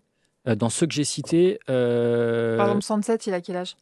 Sanset, il a quel âge ? À peu près, quoi. 25 ou 26 25. Ouais, il est jeune, mais. Il a eu 25, ou alors il a eu 24. Non, c'est un 2000 de souvenir, donc il a dû avoir 25. D'accord. Mais oui, je le considère encore comme jeune parce qu'on est presque du même âge. C'est l'erreur à ne pas faire. C'est dur. Ah, voilà. C'est fou parce que quand j'étais plus jeune, ils étaient plus vieux que moi et maintenant on arrive dans l'âge où ils ont quand même à peu près la même génération que moi. Et donc on sait plus trop dire quand un joueur est jeune ou pas. C'est fou, on se fait avoir. Tu arriveras à l'âge où je suis où en fait ils sont tous retraités. Et en plus ils ont tous l'air vieux, les joueurs de 44 ans. Donc tu te dis mais attends, mais c'est pas possible, j'ai pas le même âge que ce mec-là. Bah si. Voilà, c'est le sport à haut niveau, c'est ce qu'il faut se dire. Ouais, c'est ça. Ouais. On a d'autres qualités, c'est pas grave. Voilà, exactement. L'expérience. Voilà. Donc on était sur Oyan Sanset. Pour toi, ce serait le numéro 10 et tu valides. Et c'est du coup, tu disais que c'était peut-être le meilleur joueur la saison dernière. La saison dernière, oui. Ça veut dire meilleur joueur dans le sens plus technique, plus créatif. Celui qui bousculait le plus, celui qui a apporté le plus. Le chouchou, c'était le chouchou, littéralement. Chouchou du stade. Du stade, de ses supporters. Non, et puis c'est quelqu'un de la maison, quoi. On est sur un joueur fier aussi qui défend le maillot, qui le mouille et qui l'aime. Donc il coche toutes les cases. Il coche toutes les cases. Okay. Et c'est le chouchou des supportrices, il faut le dire aussi. C'est un beau gosse ? Ouais, enfin en tout cas c'est ce qu'elles disent. D'accord. Bon comme ça on retiendra facilement qui c'est. Son numéro, je l'ai pas noté. C'est quoi son numéro, Oyan Sanset ? Tu sais, tu l'as en tête ? Oh là là, je les connais plus par cœur. C'est pas grave. C'est le 8 de souvenir ? Non ? Possible, parce que là je le vois pas le 8. C'est possible. En tout cas, c'est pas lui qui porte le numéro 10 du coup. Non, ça a été donné à Nico Williams. Voilà. Nico Williams. On arrive, Nico. Ouais, on arrive, Nico. On arrive. Donc, Nico Compte Williams, sur toi, Nico. ailier gauche. Voilà. Ailier gauche. T'es un peu star de l'équipe, du coup. Star de l'équipe, voilà, qui est scruté de près, forcément, vu qu'il était près du Barça cet été. Capable de performances individuelles phénoménales. Et à chaque fois qu'il ne marque pas, on lui tombe un peu dessus. Mais pas forcément les supporters de l'Athletic, c'est plutôt les supporters du Barça sur les réseaux sociaux qui lui tombent dessus dès qu'il n'a pas fait le match phénoménal. Parce qu'ils n'ont pas réussi à le recruter. C'est un peu, voilà, et c'est littéralement, voilà, ils sont pas tous comme ça, mais il y a quand même une grosse partie. J'ai l'impression, il a raté un match, on lui dit il y a le proyecto, et le proyecto, c'est le projet. C'était, il reste à l'Athletic, c'est ce qu'on disait pour le projet Ligue des Champions, et là on lui dit t'as pas marqué, il est où le projet? Bon, c'est du chambrage, c'est du anti-chambrage. Ok, mais donc ce terme de El Proyecto, ça résume ce qui était censé se passer, on va dire, cette saison, exactement. Et qui n'est pas forcément en train de se passer comme prévu. En tout cas, c'est ce que les supporters catalans ressortent quand Nico ou quand l'Athletic perd un match. Ils ont dû le ressortir contre le Real aussi, d'ailleurs. Mais oui, donc Nico Williams, ailier gauche, logiquement, il n'y aura pas de souci. C'est votre meilleur buteur, Nico Williams? Non. Non, vraiment pas. Okay. Non, le meilleur buteur, je sais plus trop qui c'est. C'est peut-être Gorka Guruzeta, dont on va parler parce qu'il joue en pointe. Je vais regarder, pendant qu'on se parle. Vas-y, tu peux continuer. Gorka Guruzeta, du coup, c'est un profil qui était le meilleur buteur quand on l'a recruté. C'est un ancien de chez nous. Il était, quand on l'a recruté, meilleur buteur de la Sociedad Deportiva Amorebieta, qui est un club basque qui, à l'époque, jouait en seconde division, qui a été relégué. C'était le meilleur buteur de cette équipe, donc on l'a un peu repêché. Moi, je le trouve très bon, mais voilà, il est combattant, il a la mentalité qu'on lui demande. Pas aussi... il n'a pas autant de succès qu'on le voudrait devant les cages. Pas aussi saison. Prolifique. Voilà, prolifique, c'est le mot que je cherchais. Incroyable. Je l'ai lu dans ton cerveau. Ça doit être un mouvement de mâchoire, c'est le mot que je cherchais. C'est logique en même temps. Et voilà. Voilà. Donc c'est un très bon joueur qui est capable de faire la différence s'il a la balle bien placée. Donc je rappelle son nom à la française. Oui. Guruzeta. Exactement. Voilà. Alors, j'ai la réponse sur les meilleurs buteurs de l'Athletic. Donc, à égalité, Guruzeta, comme tu l'as dit, donc, qui est l'attaquant de pointe, et Robert Navarro, qui joue à quel poste, Robert Navarro? Qui est ailier. Il est blessé, là. Ouais, ailier droit? Ouais, il peut jouer à gauche aussi. D'accord. Quand Nico est pas là, ça lui arrive très souvent de jouer à gauche. D'accord. Et c'est très très marrant parce qu'en fait, il est venu cet été. Il avait été sondé déjà plusieurs années auparavant. Déjà à l'époque où il jouait à l'AS Monaco, il avait été sondé. Il est venu cet été.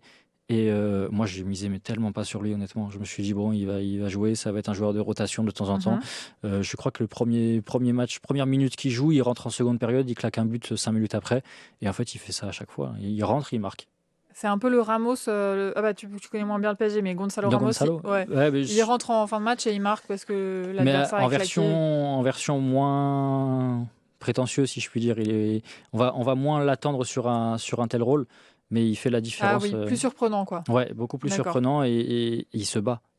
C'est vraiment un joueur qui se bat beaucoup, qui va essayer de marquer et qui marque en plus.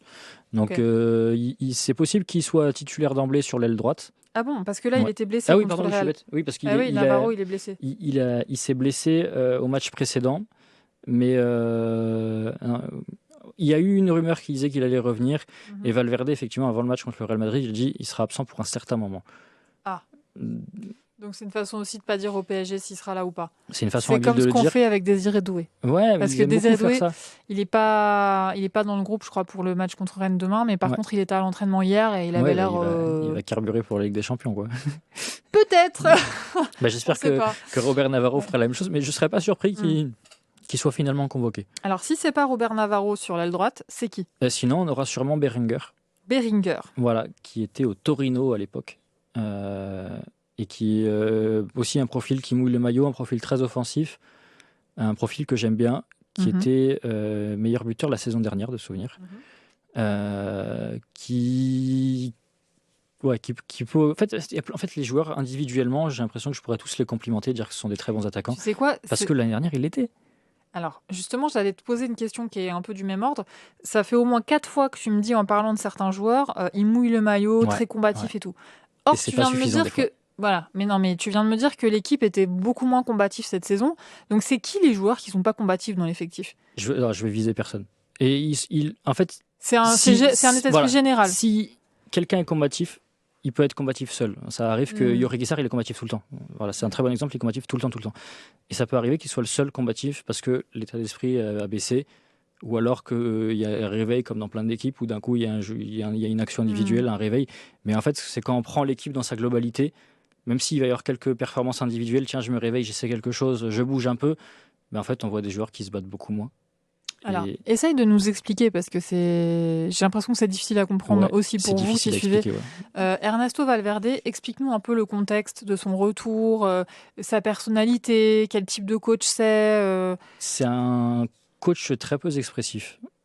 C'est-à-dire que quand il s'extasie sur un but, c'est qu'en fait ça va très mal et qu'il est content de ce but, ça lui fait du bien, il en a besoin. Ah ouais, c'est un coach qui est peu expressif, sauf dans les très grands matchs, qui fait de moins en moins l'unanimité, en raison des résultats, mais c'est le coach qui a marqué l'histoire, c'est le coach qui a redonné des trophées.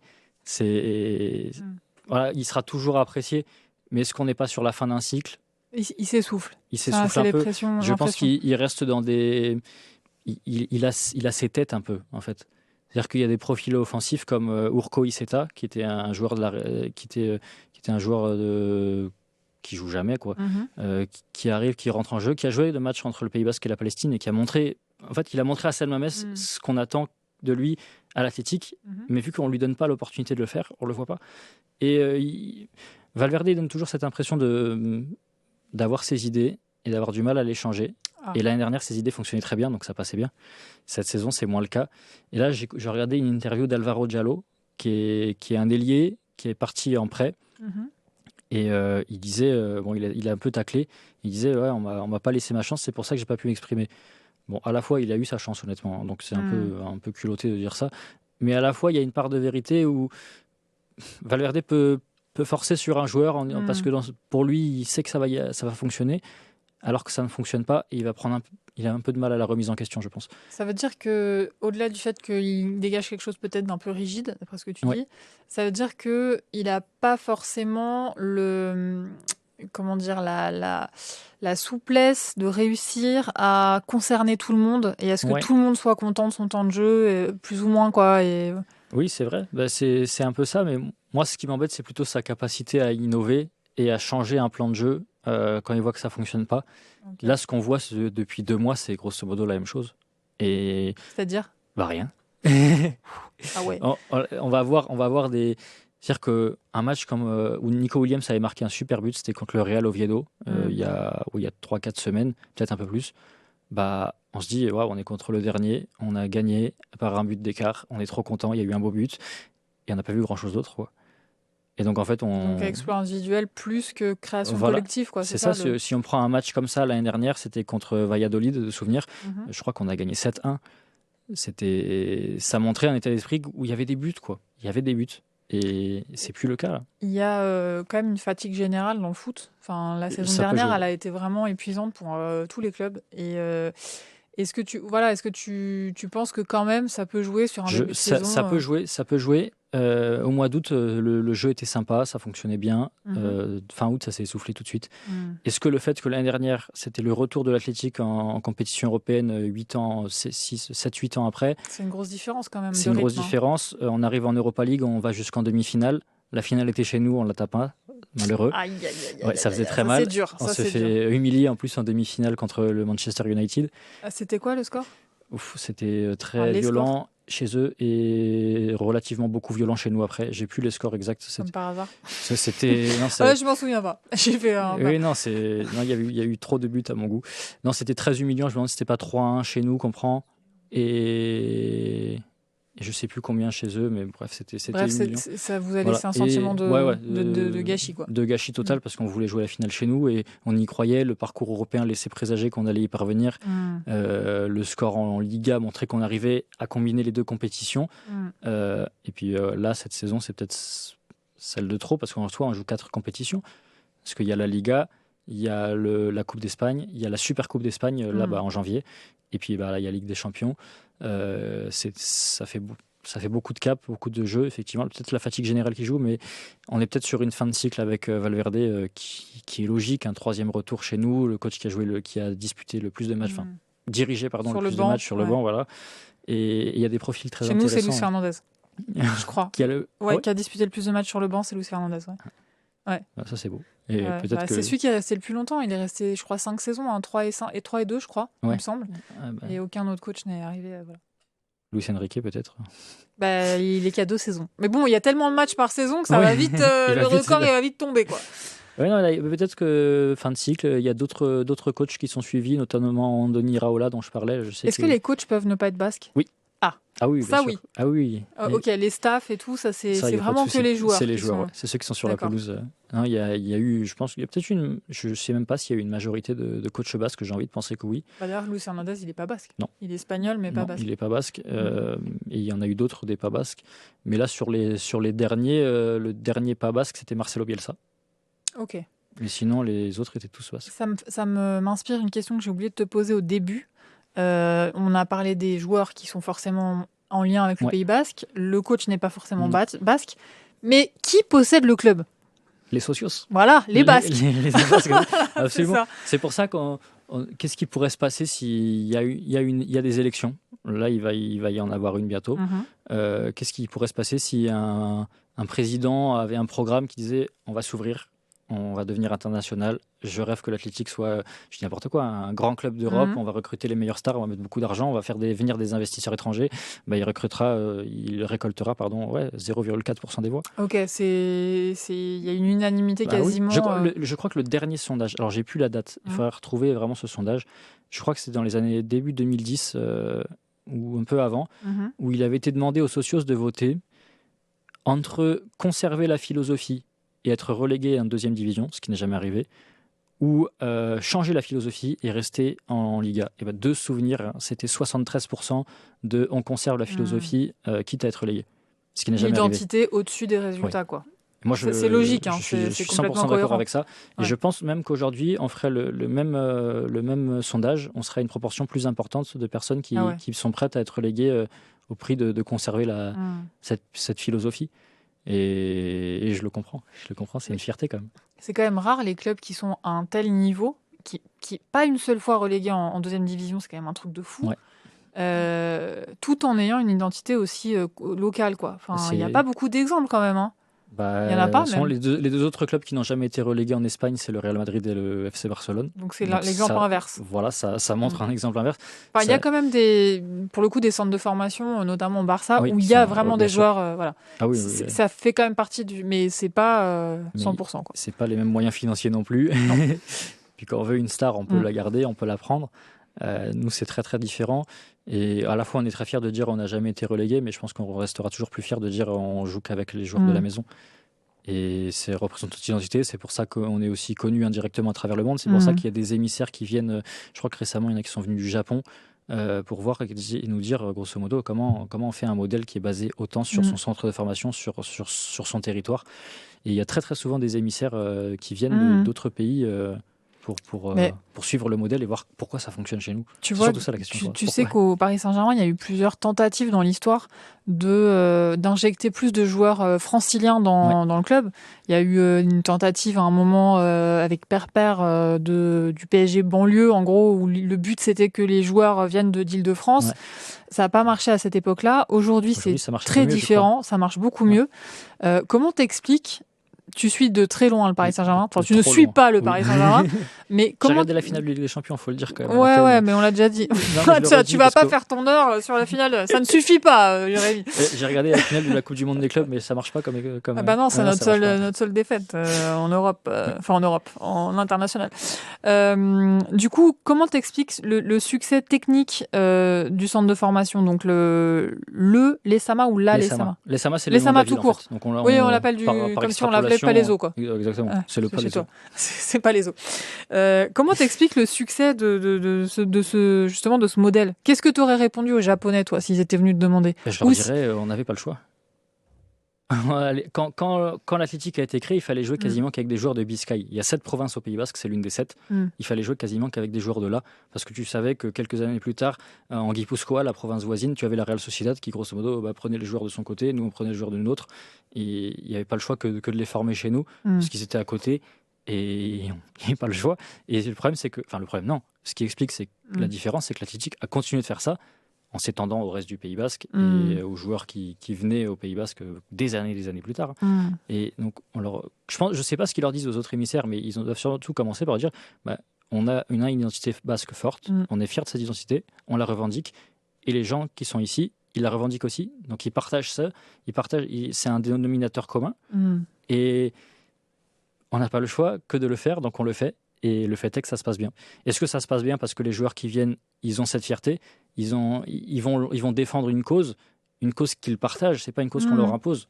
C'est généralement, ils sont nés dans une famille qui est basque. Il n'y a rien de forcé, en fait. Non, il y a rien. L'identité basque, elle est très puissante, elle est hors présente foot. par nature. Ouais. Donc, en fait, on va pas leur dire, vous êtes chez nous, vous devez être fiers. Alors, il y a des joueurs qui viennent et qui sont pas forcément les plus basques possibles. Il y en a. Généralement, ils sont pas restés trop longtemps. Il y en a qui restent et on sait que c'est pas forcément les plus basques au fond d'eux, mais en fait, ils sont dedans. Et même si c'est pas les plus basques, ils sont au moins à fond pour le club et ils le montrent comme ça. Ils se sont adaptés. Ils se sont adaptés. Il y a quand même une fierté de porter le maillot, même si c'est pas de par le patriotisme basque que ça fonctionne. J'aimerais qu'on termine sur un sujet qui est particulièrement intéressant pour les supporters parisiens, c'est celui du stade. Tout à l'heure, tu as évoqué Sainte-Mamès, la cathédrale. Ouais. C'est le surnom du stade historique. Sauf que c'est plus ce stade-là, le stade des supporters. Maintenant, on parle de nouvelle cathédrale. Est-ce que tu peux nous raconter ce qui s'est passé, pourquoi Sainte-Mamès a été abandonnée et pourquoi aujourd'hui il y a un nouveau stade? Raconte-nous l'histoire de ce changement. Si j'essaie de le faire simplement, l'ancien Sainte-Mamès, c'était un stade très très proche par définition, les supporters étaient collés à la pelouse. C'était une époque où il y avait un peu plus de liberté d'ambiance. On pouvait un peu plus lâcher les fumigènes, d'être proche des joueurs. C'est une ambiance qu'on ne retrouvera jamais, déjà de par la configuration du nouveau San Mamés Barria, c'est-à-dire nouveau. Juste déjà, l'ancien San Mamés, il était dans la ville? Il était, oui. Dans la ville, dans le centre-ville de Bilbao. Comme le nouveau. Le nouveau aussi. Il est au même endroit? À côté. Il n'est pas tout à fait au même endroit. Donc déjà, vous n'êtes pas excentré à Poissy? Non, ça ne serait pas possible. Ça, désolé les Parisiens, alors ça, ce ne serait pas possible. C'est comme ça que vous l'avez vécu? Impossible de partir Non, parce qu'en fait, le stade, il prend place dans la ville et c'est un peu l'un des monuments de la ville. Un des cœurs battants, quoi, tu pourrais exactement, dire. Oui. Alors, il y en a d'autres. Il y a le Guggenheim qui ramène encore plus de monde à l'international. Mais ça fait partie. C'est San Mamés, Bilbao, ça va ensemble. Il faut qu'il y soit. Et le nouveau, il y est. Il est magnifique de l'extérieur. Il est magnifique de l'intérieur. Mais il est venu dans un contexte qui a aussi mis un peu d'éloignement avec les joueurs. Avec le terrain, tout simplement. Il y a plus Ou aussi, on a eu des successions de politiques qui ont consisté à mettre de côté les supporters les plus, j'ai envie de dire extrémistes, mais c'est pas le mot. En tout cas, ceux qui étaient les plus chauds, littéralement. Parce qu'en plus, il y a les fumigènes, donc c'est le mot parfait. C'était les plus chauds. On les a mis de côté. Pourquoi? Parce que l'Athletic a reçu plein d'amendes. Alors, il y a des chants indépendantistes, il y a des chants insultants, il y a plein de choses. Donc, forcément, on collecte des amendes.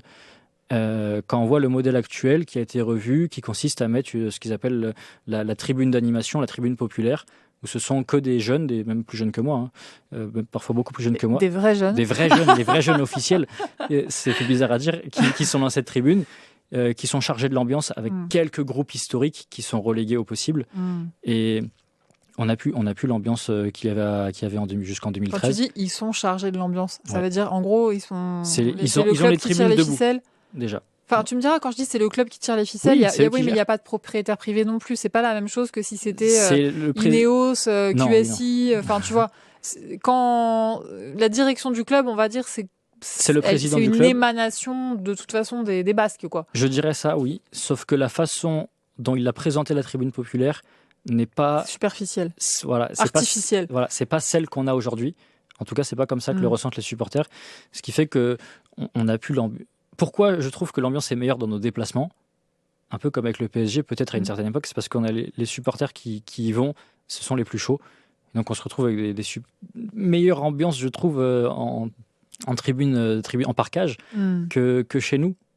Parce que le reste du stade, dans le nouveau en tout cas, est vachement plus silencieux. Donc on a 3/4 de stade qui va gueuler sur les actions. Et l'autre qui est censé qui est chargé de l'animation, qui est fait par des personnes assez jeunes, qui font de leur mieux, qui sont fans. Mais ça n'a rien à voir avec les groupes. Il y a eu une rupture de culture, en fait. Il y a eu une rupture de culture qui a été faite volontairement et qui est revendiquée par le président actuel, qui se base juste sur un constat financier. Ils font des rapports qui sont présentés publiquement. Alors, de telle date à telle date, on a eu 60 000 euros d'amende, tel champ, tel match, tel champ, va falloir arrêter. Ils disent ça comme ça. Ah ouais. Et ceux qui font ces champs-là, ce sont les supporters chauds, les quelques-uns qui restent, ou alors c'est la tribune d'animation qui est rentrée dans le jeu. On n'est plus du tout dans la même philosophie d'ambiance où... Ça a été aseptisé, quoi. Ça a été vachement aseptisé par des volontés politiques basques, certes, donc celles du club, volontaires, où on se Je vois certains commentaires parfois dans les magazines, dans les journaux, sur les réseaux sociaux, qui disent l'Athletic se met en conformité, se met dans un moule qui n'est pas censé être le nôtre, presque s'internationalise en disant attendez quand même, on revendique des choses, ok ci, ok ça, mais on va quand même pas avoir trop d'amendes. Et puis on a un discours qui est paradoxal parce que d'un côté, quand il y a des revendications très très basques, on va avoir une communication officielle de la présidence disant le sport et la politique sont deux choses à part. Et quelques mois plus tard, on va avoir le Pays Basque qui reçoit la Palestine pour un match pour la paix, affiché tel à San Mamés. Ce qui est une super chose. Mais alors pourquoi d'un coup on peut, et quand c'est un match de l'Athletic on peut plus? Je dirais qu'il est sur un très bon bilan, le président actuel. Il s'appelle comment? Il s'appelle, j'ai l'ancien en tête, j'ai les anciens en tête. On regarder. avait Yoshu Rutia au début. C'est marrant parce que... Et on a Heitor Elisegui. Et là maintenant on a Yon. C'est fou, dans nos clubs, le président, c'est pas un nom que tu peux oublier parce que c'est une émanation. En fait, c'est beaucoup moins important quand même le rôle du président, j'ai l'impression, chez vous, non? Ah non, il est primordial. Mais c'est juste, là, c'est le fait d'être ici, je pense, qui me l'a fait oublier. Comment il s'appelle? Attends, j'arrive. Oh là là, j'ai un trou de mémoire complet. C'est pas grave, t'inquiète. Continue de nous expliquer ce que tu... Je regarde, t'inquiète. Président Bilbao. Voilà, et il va falloir que je le retrouve, ça va me bloquer. J'arrive. J'aimerais le retrouver là tout de suite. Uriarte, voilà, c'est exactement. Merci beaucoup. Moi, j'étais pour son dossier de candidature, il faut le savoir. Ouais. Mais il a. T'es socios, toi, t'as voté? Non, okay. Je suis pas socios. C'est très difficile de l'être. Les places sont chères. Certains le sont depuis des générations. Donc non, je ne le suis pas. Et puis ce serait dommage d'être socios, sachant que je vais à Bilbao pas si souvent que ça. Ouais. Mais il a créé un modèle qui fonctionnait l'année dernière sur les résultats sportifs. Et donc en fait, il pouvait un peu se cacher derrière ça. Les problématiques qu'il y avait, qui étaient sociales, qui ont réellement existé. Il y a eu des grèves d'animation à San Mamés, on en a connu toute l'année. Ah, la saison dernière? Et cette saison aussi, D'accord. Des pures grèves ou des grèves pendant 12 minutes où le stade était lettre morte. Et il y a eu ce genre de choses qui était une manière de dire ça va pas. L'année dernière, ça passait outre parce que les résultats sportifs étaient là et c'est quand même la première chose qu'on veut. Cette saison, ça passe pas. Et donc, après le match... C'était quoi la raison des grèves? Quelle était la C'était revendication? En fait, les supporters qui rentrent avec certaines banderoles, etc., qui commençaient à être refoulés. Des supporters qui... Tu peux nous donner un exemple de banderole? Enfin, c'est genre quoi, pro-basque ouais, ou... En général, c'est pro-basque, mais parfois un peu insultantes ou ce genre de choses. Ils étaient refoulés. Des consignes qui ont été données aux membres de la sécurité de sortir certains supporters qui avaient un comportement jugé inacceptable, qui était généralement des insultes ou ce genre de choses, mais qui étaient largement tolérés par le passé et qui ne le sont plus. En fait, il y a une répression, c'est ça, en fait, le truc. Le mot qui était utilisé, c'était une répression en collaboration avec la sécurité du stade et la police basque. Qui devait faire sortir ses supporters. Et donc, en fait, il fallait rester dans le moule acté par le président Uriarte, qui consistait à faire un peu de bruit, à faire des applaudissements, à faire une mosaïque aux couleurs du club qui est la même à chaque match. Il fallait ne pas s'écarter de ça. Et donc, en fait, ça devenait une attraction touristique plus qu'autre chose. Tu sais que, pendant que tu me parles, là, j'ai un flash tout d'un coup. Je me souviens que j'avais des copains qui avaient fait le déplacement en 2011 à Bilbao, en van, en camionnette. Ils étaient genre 6 ou 7. Et je me souviens qu'ils avaient été hyper choqués par la violence de la police. Ah oui, la police basque est très très violente. Et c'est la police basque qui s'appelle la Ertzaintza. C'est ça. La police et ils basque nous avaient dit que, ultra violente. Je me souviens, ils étaient revenus choqués parce qu'en fait, il y avait un côté... où en fait t'as rien fait, mais tu te prends quand même des coups de matraque dans le doute. Elle est réputée pour ça. Et en plus leur combinaison noire, c'est full black littéralement, avec un casque rouge. Ils passent pas inaperçus et ils sont autant violents avec les supporters locaux que les supporters visiteurs quand ils estiment qu'il faut l'être. Et là ils travaillent en collaboration avec le club. En tout cas, c'est ce qu'on dit, pour maintenir cette répression et faire que San Mamés soit dans la conformité pour pas qu'il y ait d'amende au club parce que le président il n'aime pas les amendes. Et ça passe pas d'un point de vue social. Il y a une rupture qui est très importante qui était cachée par les résultats sportifs. Et aujourd'hui, qui ne l'est pas, je serais très curieux de savoir aux élections présidentielles si on aura une autre liste en face et ce qui peut se passer. Tu penses que c'est en lien direct avec le changement de stade, tout ça ? Le stade accentue le phénomène parce qu'il y a quelques années en arrière, l'ambiance elle était importante que les soirs d'Europe. Tu veux dire avant le changement de stade ou après ? Après le changement de stade, mais aux présidences antérieures, on avait une ambiance. Les grosses ambiances, c'était réservé à l'Europe. C'était vraiment les jeudis soirs, à l'époque, c'était surtout l'Europa League. Les jeudis soirs, on avait une ambiance phénoménale, à l'accueil, surtout à l'accueil, indirectement, plus à l'accueil à l'extérieur, à l'accueil des bus, que dans le stade, mais on l'avait aussi. Maintenant qu'il y a cette tribune populaire qui était censée faire exploser l'ambiance, ça fonctionnait un peu au début. Et puis les groupes historiques, les supporters chauds, qui ont une moyenne d'âge un peu plus élevée, on leur a dit « Ah non, finalement, on veut vraiment laisser la place aux plus jeunes. » Donc en fait, les plus jeunes sont là, ils font de leur mieux, mais au déplacement, c'est pas les plus jeunes, c'est ces groupes-là qui sont mis de côté. Et même à l'accueil des bus, du coup, c'est les anciens qui viennent et qui mettent l'ambiance. Oui, il y a encore... Là, je pense que mercredi soir, il y aura une super ambiance autour du stade. Donc il faut s'attendre à un accueil chaud. Ouais, pas violent, mais chaud. Pas violent, de la part des supporters, pas violent. Ouais. De la part de la police. Voir. Ils vont rester sur ce qui s'est passé en 2011, ce qui s'est passé à l'accueil des supporters marseillais. Ils vont rester là-dessus. Supporters français, il y a le problème. On va être sur les dents. Donc message aux Parisiens qui feront le déplacement. Faites attention parce que juste le fait que vous ayez une écharpe parisien, vous serez vu comme une menace potentielle de la part des autorités policières. C'est important de le dire parce que y a beaucoup de gens qui vont y aller quand même. Oui, et ils ont raison. Ça va être je pense que malgré le fait que je sois un peu pessimiste, ça va être un très beau match. Et je pense qu'on peut avoir un réveil basque qui va peut-être vite être calmé par le tempérament parisien actuel.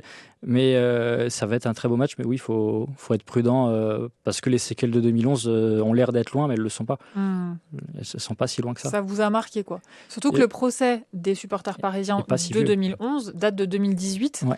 Donc en fait, c'est un cas qui est encore dans les mémoires à Bilbao. C'est un cas qui est dans les mémoires. Et puis la dernière venue de supporters marseillais en 2018, ça s'était mal passé.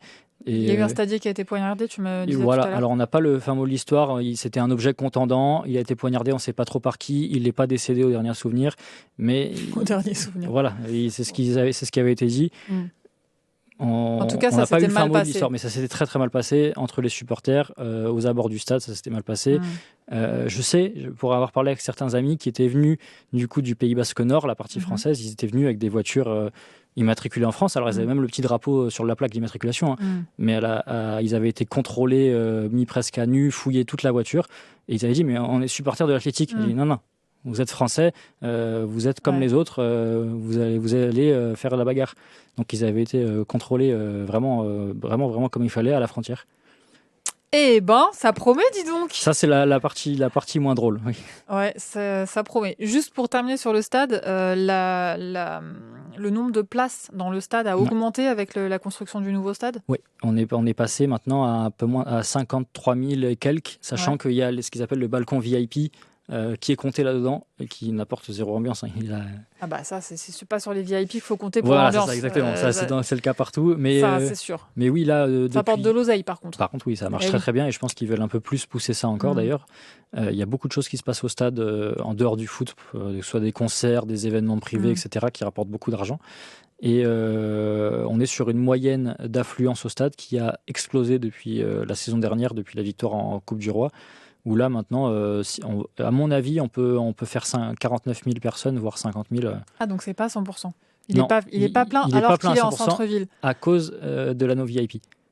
D'accord. C'est-à-dire que là, je pouvais me prendre au mot, je pense qu'on peut regarder le match mercredi soir. Pour trouver les places vides, il faudra vraiment les chercher. Mais par contre, on ne sera pas à 100% parce que l'anneau VIP, il compte et il n'est pas rempli comme il le voudrait. D'accord.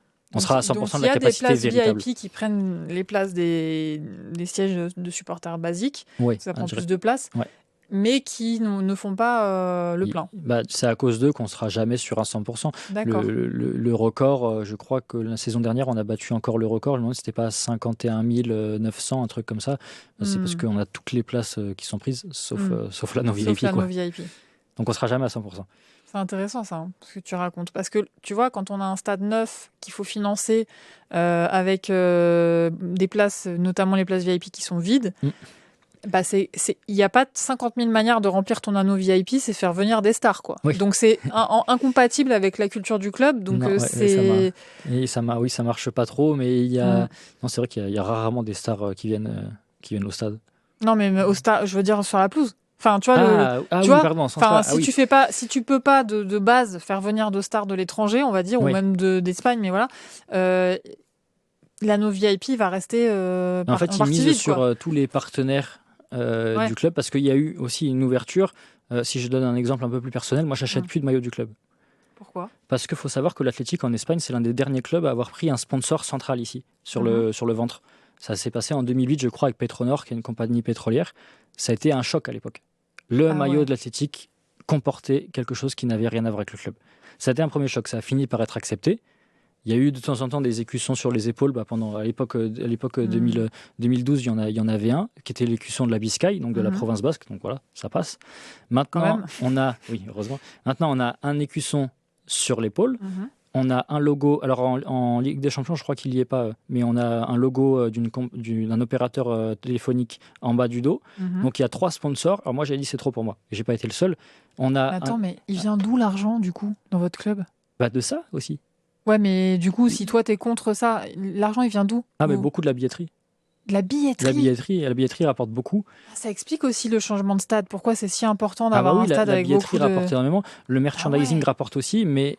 Depuis qu'on est chez l'équipementier actuel qui s'appelle Castor, les prix ont tellement augmenté que ça choque une partie des fans. Les prix des maillots. Les prix des maillots, les prix des ensembles. Pour les Parisiens, ça ne va pas les choquer. Mais si je leur dis un maillot à 90 € chez nous, c'est un choc. Et ils ont fait plein de collections spéciales. On est arrivé, je crois, la saison dernière à 5 maillots au total. Parce qu'ils essayent. C'est un peu le côté internationalisation du club. Il passe par là. On a de plus en plus de sponsors. On fait plein de maillots différents. On fait du merch pour plein d'événements, pour plein de choses. On loue le stade. Donc, le club est propriétaire du stade ? En partie. Avec la municipalité. Okay. Ouais, et il me semble que la Biscaye, donc la province, a aussi une part de souvenirs.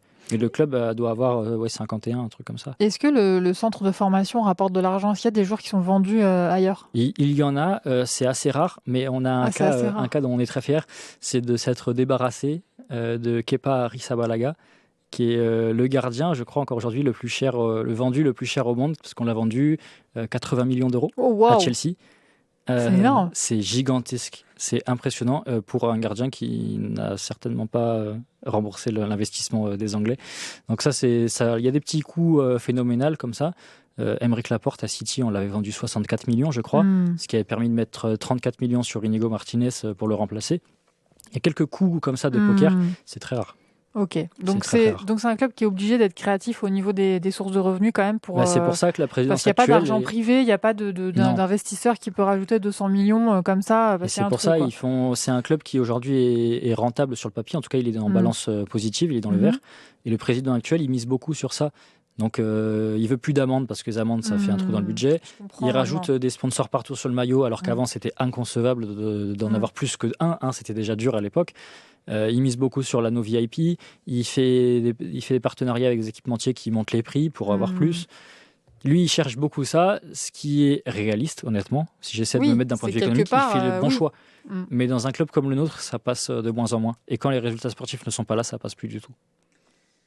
Ah là là, c'est intéressant hein, parce que c'est dur de conjuguer une identité forte comme celle de l'Athletic avec la réalité économique du foot aujourd'hui, quoi. Et c'est ce que lui essaie de faire du mieux qu'il peut. Et le problème, c'est que pour les socios sont un peu plus anciens de manière générale, et même un plus jeune, je redis que je suis jeune, et ils essaient, ils sont pas forcément d'accord. Et c'est pour ça que je suis vraiment très très curieux de voir ce qui va se passer aux prochaines élections, et ne serait-ce que de savoir si Valverde sera encore là la saison prochaine. La saison est encore longue, mais peut-être que de lui-même, il va se dire, c'est un passionné de photo. Il faisait de la photo quand on l'a récupéré. Il vivait à Majorque, je crois. La photo de quoi, animalière, je crois, ouais. C'est marrant. Ouais, je crois que c'était ça. Je pense qu'il retournera peut-être à la photo l'année prochaine, c'est possible. Ah ouais, d'accord. Ah ouais, vraiment fin de cycle, quoi. Fin de carrière, quoi. Actuellement, je serais vraiment sur une fin de cycle, mais on gardera que des bons souvenirs de lui. Bon, écoute, Jérémy, franchement, j'ai trouvé ça passionnant. J'ai appris plein de trucs. Tu expliques hyper bien. Donc, j'invite ceux qui veulent être plus au courant de l'actu de l'athlétique. Bon, évidemment, il n'y a que des supporters du PSG qui nous écoutent. Donc, je ne sais pas s'ils iront suivre ton compte Twitter, mais en tout cas, au moins c'est... pendant le match, peut-être. Ouais, voilà. Mais en tout cas, voilà. Athlétique Club, donc club, hein, underscore FR. C'est Jérémy Le4 Garat qui tient ce compte. Alors, je suis pas seul. Oui. C'est vrai que j'ai pas eu le temps de préciser tout à l'heure. C'est pas le compte que j'ai créé.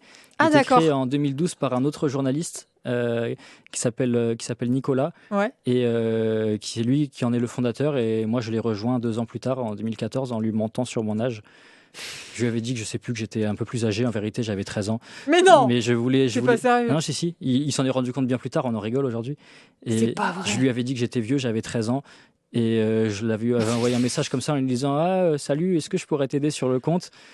Et on avait un peu parlé. Il m'avait dit écoute, je te laisse à l'essai dessus. Je suis jamais parti.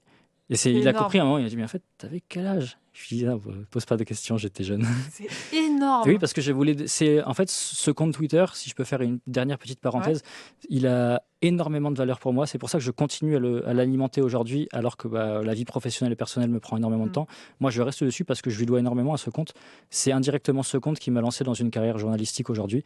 Et je lui dois énormément. Et c'est ma première expérience de communication, d'écriture, de recherche d'informations. J'ai tout commencé via ce compte avant de me lancer vraiment dans la rédaction pure. Tu sais que ça me rappelle une histoire, et on terminera là-dessus, mais sur quand Kvaratskhelia est arrivé au PSG, je cherchais quelqu'un qui pouvait nous parler du foot géorgien et de qui était Kvaratskhelia en Géorgie. Et je trouve un compte en français qui parle du foot géorgien spécialisé. Je l'ai déjà vu passer. Voilà. Qui est bien fait en plus, avec des infos intéressantes et tout. Donc je contacte la personne sans savoir qui c'était et en disant voilà, j'organise un podcast à Paris, je sais pas où tu vis, dans quelle ville, etc. Et là je me retrouve avec un coup de fil d'un monsieur qui me dit oui bonjour, je suis le papa de... Alors, j'ai oublié son prénom, pardon si jamais il m'écoute, mais j'ai oublié son prénom. Mais je suis le papa de ce jeune homme. Voilà, en fait il a 17 ans, il est au lycée, donc et on habite dans le sud de la France, mais il aimerait venir en studio. Et en fait j'ai découvert du coup son profil et ça me rappelle vachement le tien et celui de pas mal de gens qui tiennent des comptes où on voit pas les visages et on sait pas qui est derrière. Et souvent c'est des gens très jeunes mais brillants. Qui sont passionnés par ce qu'ils font, qui passent un temps phénoménal à tenir ces comptes. Et voilà, je suis vraiment contente de t'avoir rencontré. Puis réciproquement. Tu sais, je te l'ai déjà dit en off, mais je vais le dire à l'antenne. Après t'avoir invité, on a contacté Tracy Rodrigo, journaliste de l'équipe spécialisée dans le foot espagnol, qui intervient souvent dans nos émissions. Le Barça par cœur, notamment. Voilà, qui connaît vraiment très très bien le Barça. Et donc on l'a souvent eu au téléphone en ligne dans nos émissions Tracy. Et on lui a dit, on a déjà quelqu'un pour parler de l'athlétique. Est-ce que tu connaîtrais quelqu'un d'autre qui pourrait nous en parler? Et comme ça, on serait plusieurs autour de la table. Elle nous a dit, ah ouais, je connais un mec, il est parfait, il s'appelle Jérémy. On lui a dit, ouais, mais non, mais en fait, c'est déjà lui qui vient. Donc voilà. Donc validé par Tracy Rodrigo, ça fait toujours plaisir. Ça fait toujours plaisir. Vous avez bossé ensemble. On a bossé ensemble. Voilà. Bon, merci en tout cas, Jérémy. Vraiment, c'était cool. On est bien préparé maintenant pour le match de mercredi. J'espère, oui. Voilà, culturellement, on sait où on va, où on met les pieds, dans quel type de club. On a plein d'infos aussi sur le plan sportif, donc c'est très très cool. Bon match du coup mercredi. Bon match également. Tu vas être obligé de regarder un match du PSG. Ça va être dur. Non, ça va. Ça va être dur en fonction du score, oui. Ouais, ça peut être dur. Ça peut être dur. Voilà. Mais ça peut être dur aussi pour nous. Personne n'est tranquille en allant à Saint-Mamès. On se dit toujours, voilà, ça peut être. Ça peut être compliqué. On va miser sur un partout comme ça. Ouais, t'as qu'à miser sur ça, mais nous on va pas miser sur ça du tout. Merci beaucoup en tout cas. Nous on se retrouve évidemment le jour du match, bon bien sûr demain pour le match contre Rennes, mais le jour du match on prend l'antenne sur YouTube en live à 20h, ça va être très cool et on sera accompagné dans le studio en dehors de évidemment Eric Rabé-Salatana qui est notre consultant, Bruno Salomon qui sera au stade là-bas à Bilbao. On sera accompagné par le journaliste David Aiello qui est un énorme supporter du PSG et qui est complètement fan et supporter historique, et Emmanuel Kéan, collectionneur de maillots du Paris Saint-Germain que j'adore, qui est un ami et qui connaît hyper bien l'histoire. Et d'ailleurs, Bilbao PSG 2011, il doit avoir des petites billes là-dessus, notre Manu. Il y a des choses à savoir en plus. Lui, pour le coup, il doit bien s'en souvenir. Bon, merci beaucoup, Jérémy. Merci beaucoup pour l'invitation. C'était un plaisir. C'était vraiment très cool. Et nous, on se retrouve du coup la semaine prochaine avec, dans ce magazine, un épisode spécial Christophe Glaise. Qui sait, il sera peut-être libre d'ici la semaine prochaine. En tout cas, voilà, on sera avec des proches de Christophe qui vont venir nous raconter sa passion pour le Paris Saint-Germain, son histoire, son travail de journaliste et nous donner de ses nouvelles. Voilà, on espère qu'il sera libéré très vite en tout cas. Merci à tous et à très vite.